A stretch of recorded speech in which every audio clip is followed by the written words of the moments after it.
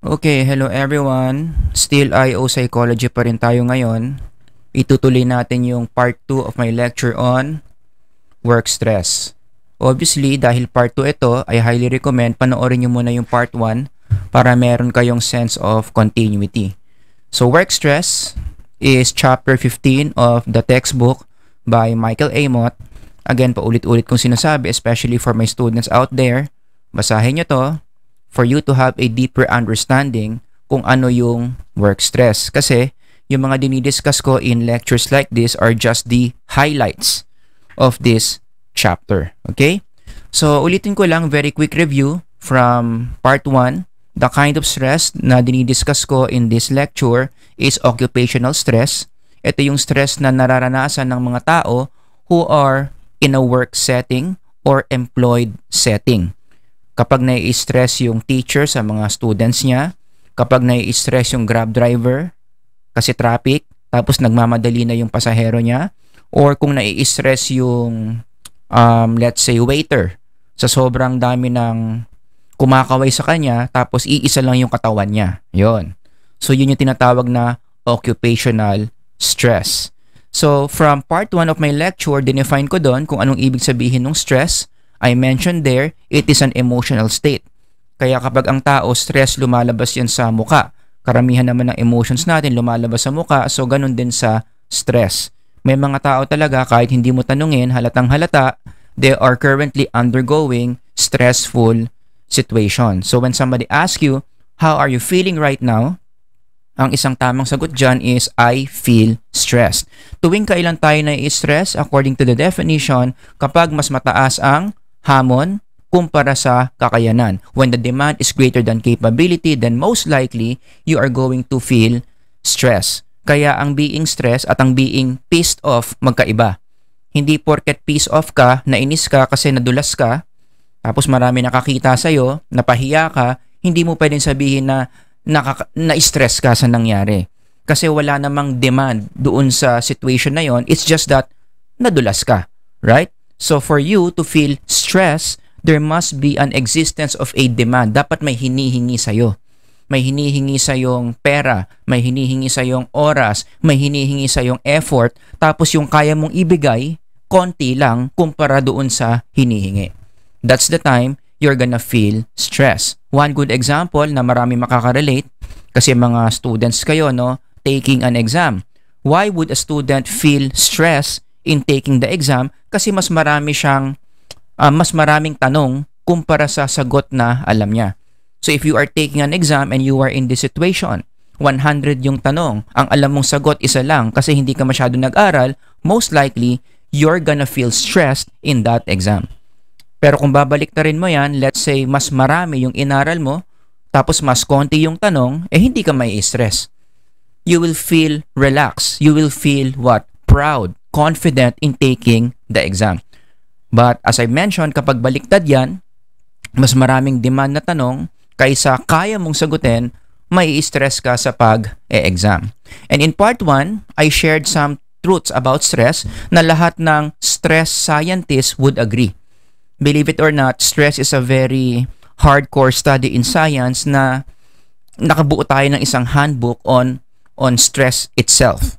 Okay, so marami akong tinuro in this lecture base sa handbook of stress science. The following are the truths na lahat ng stress scientists would agree. At ito, shinare ko ito sa part 1. That's why I highly recommend panoorin nyo yung part 1. Sabi ko doon, stress is part of life. Number 2, stress is a mental creation. But the good news is, stress can be managed. And then this is where I began discussing ways of managing stress, pero pinutol ko sa part 1. I just mentioned 2 ways. 2 scientifically proven ways on how to manage stress well. Dapat mag-practice ka ng optimism at pataasin mo yung spirituality mo. Again, if you want to know the details, how to do numbers 1 and 2, panoorin nyo yung part 1. In today's lecture, itutuloy natin to. I'm gonna talk about numbers 3 and 4 on how to effectively manage stress according to scientific research. of handling stress. So hindi lang to basta-basta sinabi ng DJ, hindi lang ito basta-basta galing sa isang motivational speaker on how to manage stress. Talagang marami tayong mga data and studies dito that prove that these ways of managing stress is very effective. So yung number 3, ito yung tinatawag nating social support. Remember this principle under social support, stress must not be handled alone. Sa Tagalog, hindi dapat sinosolo ang stress. So kapag nakakaranas ka ng stress, ang una mong dapat reaction dyan is hahanap ka ng tao na pwede kang tulungan in handling your stress. Parang ang simple-simple ng way, but it's very important and many people forget. Now, how does this work?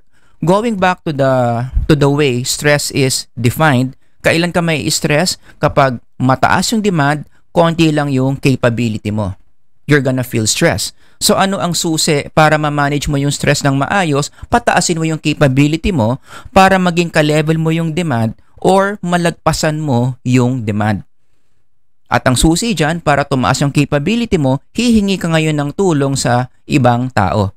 Hihingi ka ngayon ng mga resources that can help you meet the demand that you are in. And ito yung mga ways dyan, no? So number 1, you receive resources from other people para tumaas yung capability mo. As you can see here, stress ka dyan, maliit ang capability, mataas ang demand, palubuhin mo yung capability mo. Diba? Hanap ka ng social support na magbibigay sa'yo ng number 1, resources. Bibigyan ka ng pera na kailangan mo or bibigyan ka ng information. Paano ba ma-overcome yung fear or ano ba dapat gagawin kapag flat yung gulong ng kotse mo. Yan. So may isang tao o grupo ng mga tao, bibigyan ka ng information para malagpasan mo yung stress that you are undergoing. Okay? So yun yung way ng social support, how it manages your stress. They will give you the resources that you need. Number 2, syempre, ang mga ibang tao, ang social support can also give you emotional support. Ito kasi mga material things to, pera, papel, kung wala kang yellow pad sa exam, or ano pa ba, for example, mga damit, nasunugan ka, so kailangan mo ng mga damit, people can help you get these things. Pero syempre, ang mga tao capable din to give certain emotional supports. Pwede silang magbigay sa'yo ng positivity, bigyan ka nila ng confidence, bigyan ka nila ng comfort, so on and so forth. Basta ang bottom line lang is, kapag pumunta ka sa ibang tao at humingi ka ng tulong sa kanila, ito yung dalawang bagay na pwede nilang maibigay sa'yo, and when that happens, lolobo yung capability mo to the point malalagpasan mo yung demand, bababa yung level ng stress mo. And asking help from other people is not bad. Diba? In fact, yan nga yung design ng buhay eh. God designed our psychological system to ask help from other people. In fact, sa Genesis pa lang, sinabi na ni Lord yan eh. It is not good for the man to be alone. I will make a helper suitable for him. Kailangan ni Adam ng katulong sa garden. Ang tanong, bakit? Akala ko ba si Adam all-powerful na? Akala ko ba si Adam perfect na yung strength niya to do all these things? Guess what? Genesis 2:18 tells us, it's not the way it is supposed to be. Hindi natin dapat kakayanin lahat ng demand in our environment. So in this passage, bakit si Adam kailangan niya ng helper? Simply because, kung titignan niyo yung gagawin ni Adam in the book of Genesis, sobrang dami, sobrang taas ng demand. Like for example, si Adam ang nagpangalan sa lahat ng living things in the world during that time. And that is very stressful. Masyadong mataas yung demand dyan. Kasi ang papangalanan niya lahat ng hayop na ginawa ng Diyos during that time na wala pang extinct, ha? Kasi Genesis to so lahat ng hayop kumpleto pa. Biruin mo, ilang species ng hayop yon hindi ko alam, pero marami. Wala pang extinct. Lahat yon papangalanan niya. Masyadong mataas yung demand, iisa lang naman yung katawan ni Adam, so in a way, mai-stress siya in that situation. At yon, dun pa lang yun sa pagpapangalan ng mga hayop. Wala pa dun yung pag-aalaga ng mga halaman. Wala pa doon yung pag-aalaga ng mga hayop, so on and so forth. Masyadong mataas ang demand from Adam to take good care of the Garden of Eden. Kaya going back, yan ang sagot ni Lord John. Para hindi ka ma-stress, Adam, kailangan mo ng helper, kailangan mo ng social support. so that your stress can be easily managed. Kaya ginawa niya si Eve para tutulungan siya sa mga demands of taking good care of the garden.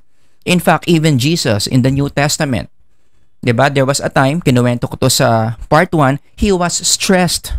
Hindi kaya ng katawan niya yung demand of the crucifixion. Nakikita na niya forward kung ano mangyayari sa kanya, parang hindi niya kinakaya. So Christ was distressed. So anong ginawa niya? When he was distressed, of course, marami siyang ginawa, but in connection to this point, no, is humanap siya ng social support. Kaya kung babalikan mo yung verse 37, nagsama siya ng mga tao to be with him in times of stress. Sinama niya si Peter, sinama niya yung 2 sons of Zebedee, who is James and John. 3 yung kasama niya. Anong pinagawa niya sa kanila? Nakalagay dito, remain here and keep watch with me. Emotional support yan. The fact na yung 3 to is remaining with him and watching him for Jesus, effective way na yon to help him manage yung pinagdaraanan niyang matinding stress during this time. Kaya to summarize everything I'm talking about here, no, tama yung sinabi ni Solomon in the book of Ecclesiastes. There is wisdom behind having someone beside you. Diba sabi ni Solomon dyan, 2 are better than 1, social support ang tawag dyan in psychological terms, because they have a good return for their work. If one falls down, his friend can help him up. Yan na maganda. Kapag lagi kang may kasama, kapag humahanap ka ng mga tao that will help you deal with the stress that you are going through. Now, the thing is, again, napakasimple ng solution na yan, finding people around you to help you manage your stress. Bakit marami pa ring taong stress? Bakit maraming tao, marami naman silang kakilala, marami naman silang friend, pero stressed out pa rin sila? The reason is, there is number 1 obstacle to social support. Merong mga tao o karamihan ng mga tao, bakit hindi sila humingi ng tulong sa ibang tao? Because of pride. Yan ang pinakaharang. Bakit ang isang tao, kahit maraming kakilala, stressed out pa rin kasi ma-pride. Mayabang na ayaw niyang humihingi ng tulong sa ibang tao. And the reason is, in our culture, we have demonized the idea that we ask help from others. Kasi sa kultura natin, ang gusto natin lagi tayong astig, lagi tayong malakas. Gusto natin lagi tayong si Superman. So, in our culture, mukhang kahinaan yung humihingi ka ng tulong sa ibang tao, which again, it's a wrong message to deliver. Dapat tinuturuan natin yung mga tao na huwag mahiya na humingi ng tulong sa mga tao sa paligid nila when they are undergoing so much stress. Kaya dapat i-disregard tong pride. Huwag mong isipin na kaya mong lahat, tanggapin mo yung katotohanan that there are certain things in life na hindi mo kaya at kailangan mo ng katulong dyan to help you handle those stresses. Sabi nga ng isang author, I like this, ask for help, not because you are weak, but because you want to remain strong. Let me paraphrase, hindi kahinaan ang humingi ng tulong, it is human nature na humingi ka ng tulong. Ganyan dapat. Yan ang tamang paraan o pananaw, in asking help from others. Palitan mo dapat yung ganong thinking mo, no? Na kapag humingi ka ng tulong, humingi ka ng pera, humingi ka ng suporta, humingi ka ng prayer, hindi ibig sabihin nun mahina ka. Ang ibig sabihin nun, sinusustain mo lang yung strength na meron ka. And it is human nature, natural sa tao, na kailangan niya ng katulong. Again, during the time na perfect ang lahat in the Garden of Eden, si Adan nga nasa perfect state na siya nasa perfect condition na siya, kailangan pa niya ng katulong. Ano pa kaya ngayon, we are living in a very imperfect environment, full of corruption, the more we need help from others. Alright? So for those of you who are watching this, I want you to read this on your own. You can pause the video if you like. Hindi mo kaya ang lahat, kailangan mo humingi ng tulong. That's the kind of attitude na makakatulong sa iyo pababain ang stress mo. Kailangan i-develop mo yung personality trait na tinatawag na humility. Everybody say humility. That's a very important psychological trait. Very effective itong trait na ito sa pagtulong sa tao, mapababa ang stress. Kasi kapag ang tao humble, most likely hihingi siya ng tulong sa ibang tao which will lower down that person's stress. If you don't believe me, I highly recommend you can read this journal article. Ang ganda nito. Pinapakita dito kung papaano ang humility is related to lower levels of stress. Let me read some excerpts coming from this article. Sabi dito, ang purpose daw of this study is to address this issue by seeing whether humility buffers or ang humility ba nakakaprotekta, nakakashield the effects of stressful events on 4 measures of well-being. Kaya bang harangan ng humility o kaya bang kaya ba ng humility i-address itong mga variables na to ng well-being? Happiness, life satisfaction, depressed affect, and generalized anxiety disorder. Yan yung pinaka-point ng study, yan yung goal. O ngayon, anong sinabi sa results? Let me read. Data from a new nationwide survey which involved 3,000 people according to the report suggests that the magnitude of the negative relationship between stressful life events and all 4 measures of well-being, listen to this, is reduced among people who are more humble. Medyo komplikado pakinggan pero ang simpleng ibig sabihin lang yan, those people who are humble, mataas ang level of humility. Anong ginawa doon sa 4 variables na tinitignan dito? People who are humble had higher levels of happiness. Humble people had higher levels of life satisfaction. Humble people, bumaba yung kanilang depressed affect. At the same time, ang mga taong humble, bumababa yung generalized anxiety disorders nila. Which all tells you na ang humility talaga nakakababa ng level of stress. Kasi itong profile na to, as you can see, the 2 greens and the 2 reds, pag mataas ang happiness mo, mataas ang life satisfaction mo, and then mababa yung depressed affect and GAD mo, i-summarize mo yung 4 na yon, ibig sabihin mababa ang stress level mo. At paano mangyayari yung profile na yan, 2 mataas, 2 mababa, kapag mataas ang level ng iyong humility. Again, that's what this study is talking about. So humility is a very important psychological trait na pwede mong gamitin to help you manage your stress more effectively. Kaya ang application lang dito, no, in connection to social support, simple lang.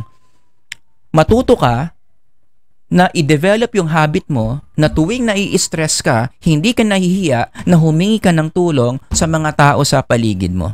Siyempre, number 1, hihingi ka ng tulong sa supernatural being who is God, all-powerful. God muna, and then hingi ka ng tulong sa pamilya, and then hingi ka ng tulong sa mga friends mo, or in the context of the workplace, hingi ka ng tulong sa workmates mo. One of the reasons bakit sa workplace maraming mga tao ayaw humingi ng tulong kasi tingin nila sa work setting, ano dapat dyan? No, competition lagi. Kaya dapat sa isang company, ang framework na dapat sinasabi sa mga empleyado nila, hindi tayo magkakalaban in the workplace. Rather, we are family. And just like in any families, kapag ang isa nai-stress, anong gagawin ng mga ibang members? Tutulong para mabawasan yung stress ng kapamilya. Ganyan dapat ang nagiging kultura in a workplace. You see yourselves as family members, not as fellow competitors. Kasi kapag ang mga tao sa workplace, competitors ang tingin sa isa't isa, hindi sila hihingi ng tulong sa mga competitions nila. Ang goal nila, paano durugin yung mga competition nila, which is a very stressful environment to be in. Kaya nagiging toxic yung workplace eh. Punong-puno ng competition, punong-puno ng bitterness, punong-puno ng inggitan. Hindi dapat ganon. Dapat cooperative ang nature ng workplace. You see your workmates as what? Family. Diba? Kaya I would like you to reflect right now, what help do you need right now? Given your stress, siguro may pinagdaraanan ka, meron kang stress sa buhay mo ngayon, ano yung kinakailangan mong resource para ma-overcome mo yung stress na yan? And then move on to the next one. Given that resource that you need para malagpasan mo yung stress mo, kanino mo kaya pwedeng hingin yan? Kanino ka pwedeng lumapit? Siyempre, number 1, you first pray to God and then find a human being, someone that you can trust, someone who understands you, someone you really know na pwede kang tulungan, lapitan mo yung taong yon. Now, there was one student way before, nung tinuturo ko tong part na to, sabi niya nalilito raw siya. Akala ko ba sabi ko sa spirituality part, which was in my first part of lecture sa work stress, akala ko ba ang number 1 na dapat pinapairal is spirituality? Akala ko ba si Lord ang magbibigay sa'yo ng lahat ng needs mo para mabawasan ang stress mo? Tapos sasabihin ko dito, lalapit ka sa mga tao. Ano ba talaga? How do you reconcile between going to God first when you're stressed and going to other people asking help from them to manage your stress? How do you reconcile the two? Simple lang. Okay? Tama pa rin naman yung kapag stress ka, you first go supernatural. You first apply spirituality. You ask help from God. And then from there, it's possible that God will use certain people. Siya ngayon yung magtutulak sa mga tao sa paligid mo to respond to the things that you need para makuha mo yung resources na makakatulong sa'yo to overcome your stress. As you can see here on the framework. Humingi ka ng tulong kay Lord, si Lord ang nagpa-respond sa mga tao sa paligid mo na tutulong sa'yo to lower your stress. And I'm sure for those of you watching this lecture, marami kayong mga moments na ganyan. You can pause the video if you like. I would like you to recall moments in your life na nangyari yan. Nag-pray ka kay Lord, tapos biglang may isang tao sa buhay mo na nag-respond for some reason. Hindi mo alam paano niya nalaman na nai-stress ka, tinulungan ka niya. Bigla na lang may nagbigay ng pera sa'yo, bigla na lang may nagbigay ng encouragement sa'yo, bigla na lang may nagbigay sa'yo ng something na kailangan mo, bigla na lang may lumapit sa'yo and then sinabihan kang, you're doing a great job, let me pray for you. Diba? How did these people know na nag-undergo ka ng stress? It's because sinabi mo kay Lord. And then God caused these people around you to respond to the things that you need to help you overcome your stress. Kaya yun yung simpleng application dito in connection to social support. Again, whenever you are stressed, isa sa mga number 1 mong gagawin is hihingi ka ng tulong sa mga tao na kaya ka namang tulungan. Hindi kahinaan yung behavior na yan. Pero ayoko lang ihinto tong lecture na to sa humihingi ka lang ng tulong. I also want to teach you in this part of the lecture that more than asking for help, mas mahalaga na ikaw ang magbigay ng tulong. 'Di ba? Sabi nga ni Kristo sa Bible, no? It is more blessed to give than to receive. Kaya kung ikaw wala kang pinagdaraan ng stress, ang magandang gawin mo is ikaw ang maghanap ng taong stress and then tanungin mo 'yung sarili mo, paano mo siya matutulungan? Baka kasi hindi mo alam, ikaw pala 'yung ginagamit ni Lord para bumaba yung stress ng ibang tao. So dapat balanse ka. Huwag mo lang isipin, how can other people help me lower my stress? Although again, okay naman yon, dapat balanse. During those times na hindi ka stress, ikaw naman sana ang magpababa ng stress ng ibang tao. Hanap ka ng taong stress and then tanungin mo sarili mo, how can you help this stressed person manage his or her stress better? Baka naman meron kang pwedeng maitulong. Diba, in the more popular terms, yan yung ibig sabihin na being a blessing to someone today. That's one good way to be a blessing to someone today. Right? Yung ikaw yung magpapababa ng stress niya sa pamamagitan ng pagtulong sa kanya. Baka meron kang pwedeng ibigay sa kanya na makakapagpababa ng stress niya. And guess what? When you become a blessing to others, merong benefit kang mararanasan dyan. Number 1, pinapababa mo na yung stress ng tinutulungan mo, which is a good thing. And number 2, guess what? Yung stress mo mismo bumababa din when you help others. And literature has been very strong on that, no? Paulit-ulit sinasabi sa mga researches na ang mga taong mahilig tumulong sa iba, ang isang benefit nun is bumababa yung stress nila mismo. As you can see here, i-zoom in natin tong article na to, very good article to read. Ang bottom line lang dito is when you have helping hands, you love helping other people, guess what? It also lowers your stress. Okay? So, yan na lang yung basahin yung article. Ang idea dyan, by helping others, pinapababa mo na rin yung stress na sa sarili mo. At the same time, pinapababa mo na rin yung stress nila. So, wala kang katalo-talo in being a blessing to someone today. Is that clear? So yan yung number 3, social support. Now let's move on to the last one. Anong sinasabi ng research? Another way on how to effectively manage stress is physical exercise. Ito yung pinakasimple. Ito yung pinakamababaw kaya ko to hinuli. No? So according to studies, here's the principle that they discovered. The more physical exercise you have, the lesser the stress. Okay? Mas nag-e-exercise ka, nag-e-aerobics ka, nagbabasketball ka, basta nagiging physically active ka, kahit nagwawalis ka lang ng kwarto, nililinis mo yung buong bahay mo, malaki na ang tulong yan sa pagpapababa ng stress. This is one good article to read. Ito in the context ng university professors, like teachers like me who are in this workplace. As I mentioned in the previous lecture, isa sa mga pinaka-stressful na trabaho is being a teacher, regardless which level, basta nakaka-stress ang maging teacher. So in this study, na-discover nila na isang effective way para mapababa ang stress ng mga teacher is mag-exercise sila. Those teachers who exercise in this study, bumababa yung level of blood pressure nila.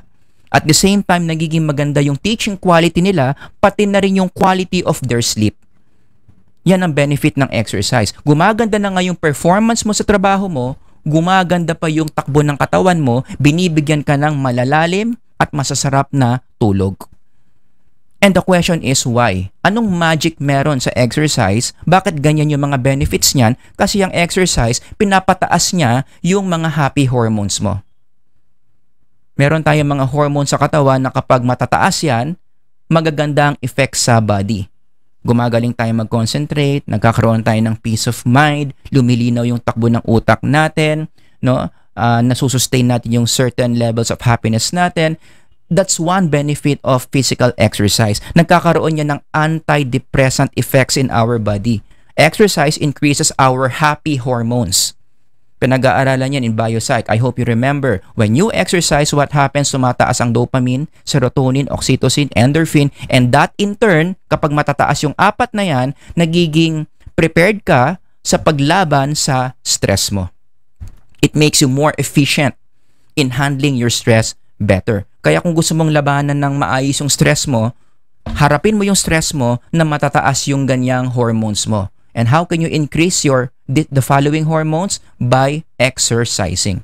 Kaya nga kung i-connect mo to sa ganitong statistics that we have today, that's one of the reasons why many young people today may problema sa mental health In connection to exercise, kulang sa exercise. Kulang sa physical activity. Kasi pakonti ng pakonti yung mga tao ngayon, which data shows, no? Pakonti ng pakonti yung physically active because of technological innovations, lalong-lalo na cellphone. Imbis na mag-jogging, imbis na mag-basketball, imbis na mag-weights, imbis na mag-gym or whatever, ang ginagawa, nagsa-cellphone na lang. Magti-TikTok, magsa-surf na lang ng Facebook, magmamarathon na lang sa Netflix. So, 5 oras na nakahiga, talagang magkakos yan ng high levels of depression kasi kulang sa physical activity. Yung happy hormones nila hindi tumataas. 'Di ba? Kaya nga sabi nila, no, yung mga developmental psychologists, this may also explain why hindi ganun kataas ang level of mental health issues during the 80s and 90s. Because during those times, people were highly physically active kasi wala pa mga technologies that make them sedentary. Ay yung mga tao ngayon dahil sa mga cellphones, laptops, whatever, talagang parang ginuglu, no? Ginuglu yung mga tao na wag nang gumalaw. Pero during these times, dahil walang mga cellphones, walang mga laptops, ang mga libangan diyan, mga physical activities. Kung naiinip ka, makikipag-basketball ka. Kung naiinip ka, maglalakad-lakad ka sa mall. Kung naiinip ka, makikipagtumbang preso ka sa labas ng bahay mo. Nagigets nyo? O, kaya yun yung connection no? Mas konti ang physical activity ngayon compared to older generations. Which explains why one of the reasons bakit marami mga mental health issues ngayon, yun na nga, kulang sa physical activity. Kaya ang application dito, napaka-straightforward if you are in the working world. Wag mo pa rin aalisin sa agenda yung physical activity mo as an employee. And there are many organizations out there that acknowledge this idea. In fact, nung ma-share ko lang, nung nagpa-practicum ako sa Land Bank dati, HR department, ang Land Bank, meron silang tinatawag na banat buto. Every day that happens. Banat buto program. Ang nangyayari dyan, every 3 p.m., lahat ng computers nila automatic mag-change ng screen kasi lalabas yung banat buto program. So regardless of what you're doing, hihinto mo yung ginagawa mo, tatayo ka, tapos gagayahin mo yung model na lalabas doon sa personal computer mo o sa office computer mo. Tapos yung model doon, mag-i-stretching, gagawa ng mga simple physical exercise movements like this. So lahat kami noon sa HR department, lahat ng empleyado, tigil lang gawa, magbabanat buto, magi-stretching, magi-aerobics ng konti, magja-jumping jack. That's a very good way in promoting physical exercise in the workplace to manage stress. Another application is, other than this one, no? Yan yung reason kung bakit sa maraming organizations may sports fest. Sana in the HR perspective, huwag niyong isipin na yung pag-i-sports fest, sayang lang sa pera yan. Paglalaruin mo lang yung mga empleyado, maglalabas ka pa ng pera, pambili ng uniform, pambili ng pagkain, mag-o-organize ka pa ng program dyan, magbabayad ka pa ng MC. Guess what? Kapag ang organization merong sports fest, maraming psychological components ang na-enhance. Siyempre, number one dyan yung teamwork and camaraderie, which we will discuss in later lectures.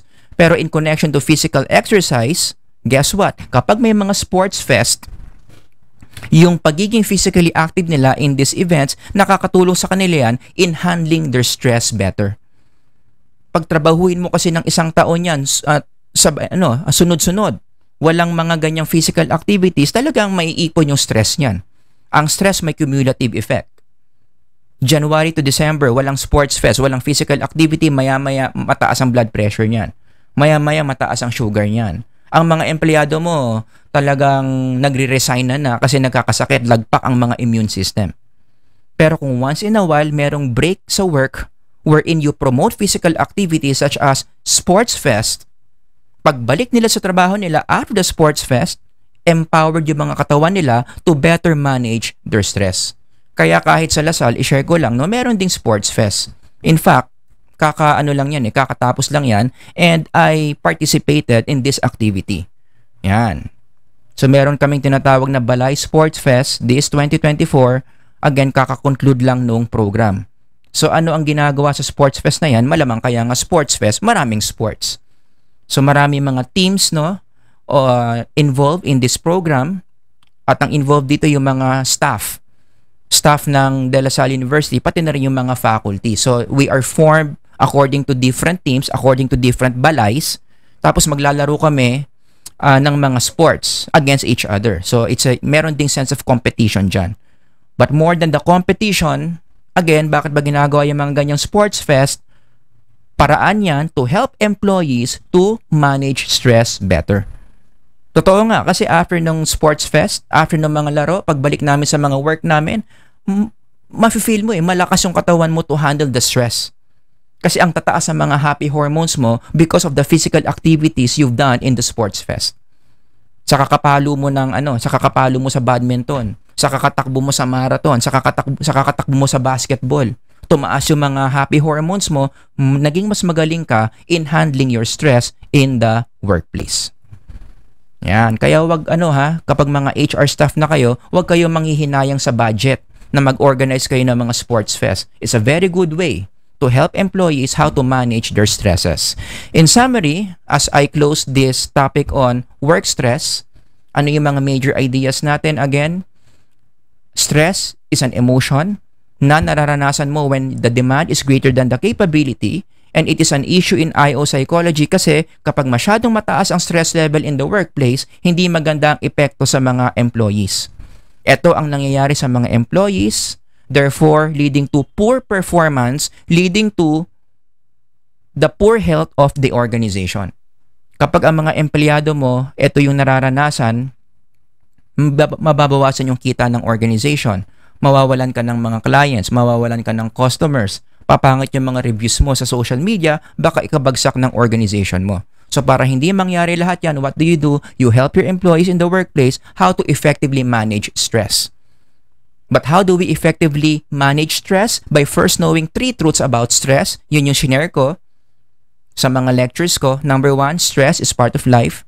Number 2, stress is a mental creation. And number 3, stress can be managed. I-zoom in mo yung number 3, ano yung mga scientifically proven ways on how to manage stress. Yan yung diniscuss ko, numbers 1 to 4. Apply optimism, pairalin mo yung spirituality mo, hingi ka ng tulong sa ibang tao, and number 4, physical exercise. I-combine mo yung numbers 1 to 4, ituro mo to sa mga empleyado mo in the workplace, I guarantee, science will guarantee na talagang your employees will be above average in handling their stresses. Okay, so kapag dating mo sa HR department, kung sino ka mang nanonood ngayon, yan, ito.